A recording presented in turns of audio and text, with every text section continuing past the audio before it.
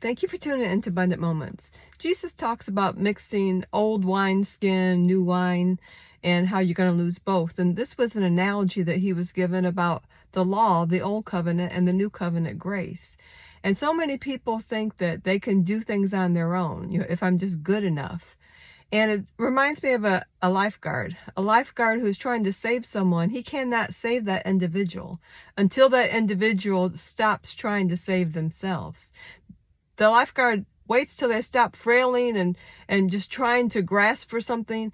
Oftentimes, they will even knock them out so they can save them, because if they're still frailing and trying to save themselves, then they can knock the lifeguard out and both will be lost, just like that analogy that Jesus gave with the wine and the new wineskins. It's not until we come to the realization that we can't save ourselves that God's grace begins to flow in our lives. And we need to realize it's not about us doing, it's about Jesus having done. He did it all for us. And when we believe in him and we put our faith in the grace of God, then we see we are forgiven. We realize that we have to have a Savior.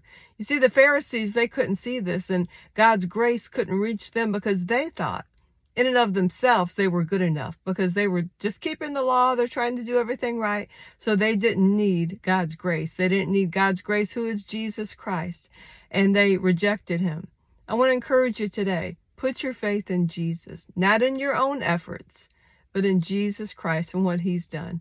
And when you do that, you see, it's his grace that saves you. Thank you for tuning in.